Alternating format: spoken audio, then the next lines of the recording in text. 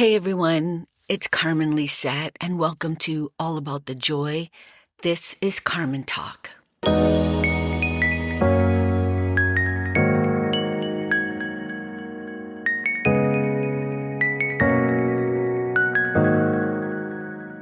Let me say this up front.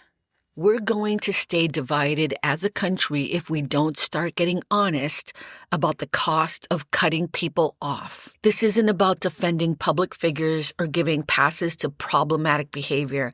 It's about calling out the cultural impulse to cancel, erase, and exile people without pausing to ask whether someone might actually be trying to grow. The latest example, Joey Swall. Maybe you've seen him on your FYP page.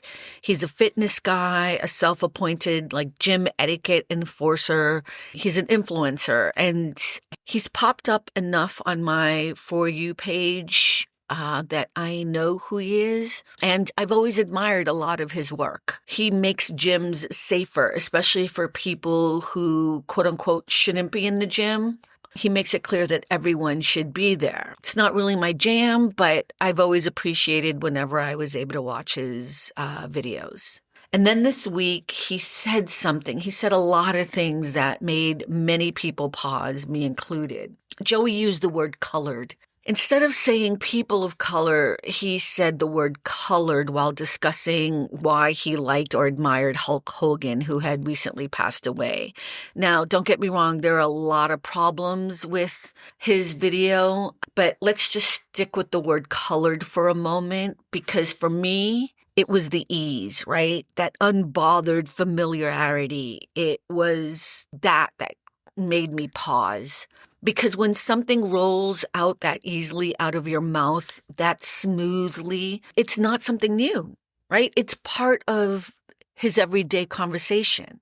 It's something that's baked into his vernacular. So he apologized pretty quickly, publicly, in his own voice.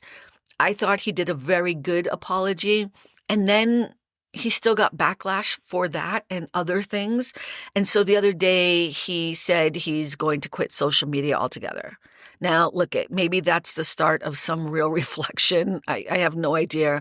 Or maybe it's a tactic to, avoid deeper accountability. Who knows? Here's the thing. Joey is not the point of this conversation.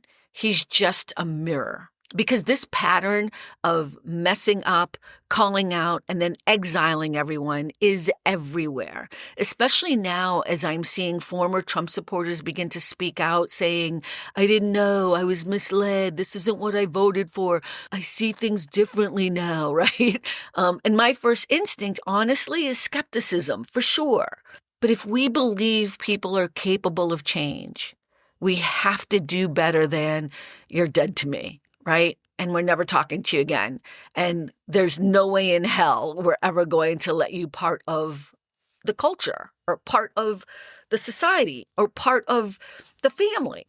I'm not asking you to forget harm. I'm asking whether we're willing to stay in the room long enough to witness real transformation. Because the way we respond to regret matters. The way we respond to apologies matters. If someone tells you they're sorry and your only response is to block, shame, and dismiss them, what kind of future are we building? The truth is, most of us have done something harmful, spoken out of ignorance, reacted in fear, and we've been given grace. Okay, not always by the internet, but by someone. That grace has shaped us. It didn't excuse us, but it did keep us in the community long enough to learn something new. And don't get it twisted. Sometimes cancel culture is necessary. I ain't even gonna lie about it. Target is a perfect example. Now, this is not a person. This is a corporation. And after George Floyd's murder in 2020, right there in Minneapolis, where Target is headquartered, they stepped forward. They pledged racial equity. They rolled out DEI initiatives. They celebrated Black employees and spotlighted Black-owned businesses. For a moment, Target became the corporate face of "we hear you," and people believed it. I believed it. But fast forward to 2025 and the silence is louder than any press release. The DEI programs dismantled. The partnerships paused or canceled. The language now is all about changing landscapes and streamlining priorities.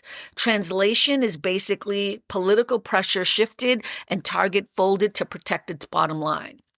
That's not accountability. That's opportunism.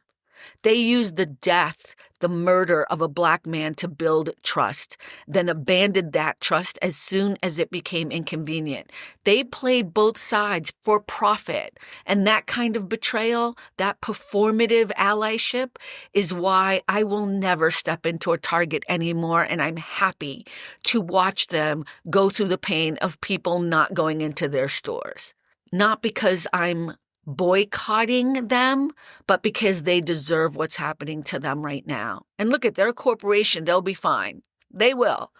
But I am done being played. I am done being played by companies, and I am not spending my money where people are being inauthentic. But when canceling becomes, I'm going to go back to my original soundbite here, when canceling becomes our default, when it's our go-to reaction for every misstep, especially for individual people, it robs us of something deeper.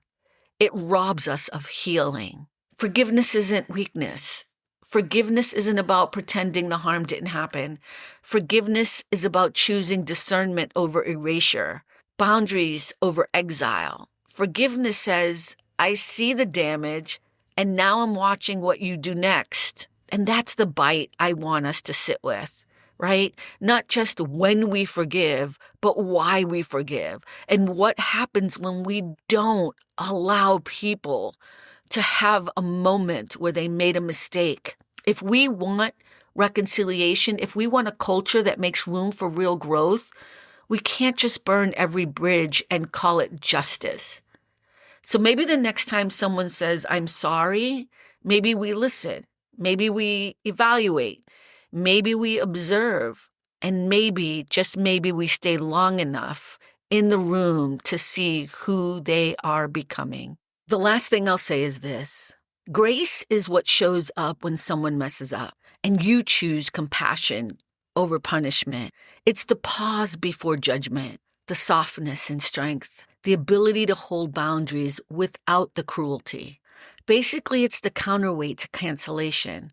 It's not about letting people off the hook at all, but it is about giving people the chance to grow, change, and be better than we used to be. Thanks for stopping by All About the Joy. Be better and stay beautiful, folks. Have a sweet day.